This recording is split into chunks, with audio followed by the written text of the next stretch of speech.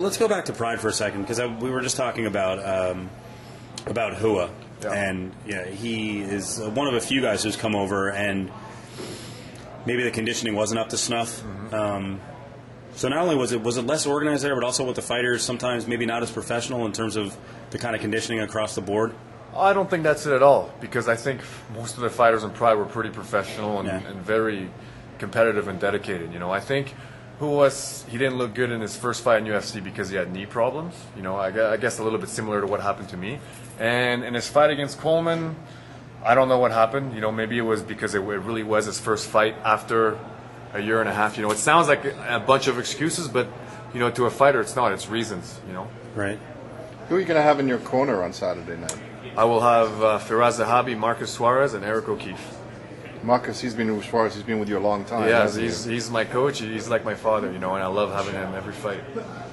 So can we get your take on the main event, where Anderson Silva is right now? Because obviously, when I think a lot of fans, the hardcore fans who watched you abroad, were like, maybe Kang could be one of those guys who's brought in to face him. Where do you think he is right now? And I think it's interesting from the Brazilian standpoint. A lot of the Brazilian fighters are giving a little more credit to Thales Leites than a lot of the rest of the fans are.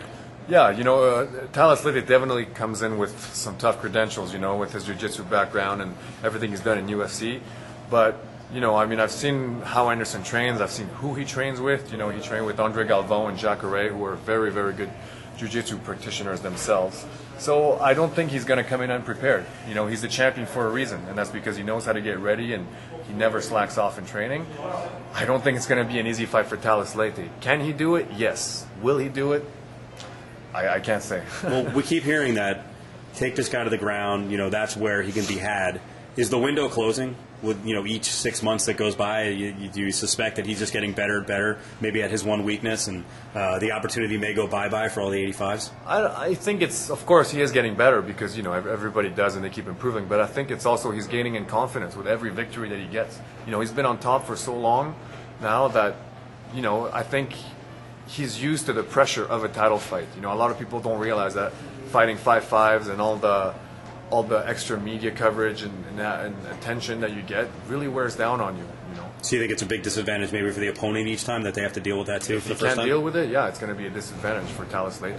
So some people can adapt. Who's the guy who beats him? Who has the game to take him out? Does it have to be a submission guy? Does it have to be a complete fighter? Who is it? I think it has to be somebody with really good wrestling, but it's got to be somebody well-rounded, but with primarily good wrestling, in my opinion. What about Maia? Not good wrestling. But if he improves his wrestling, he can do it.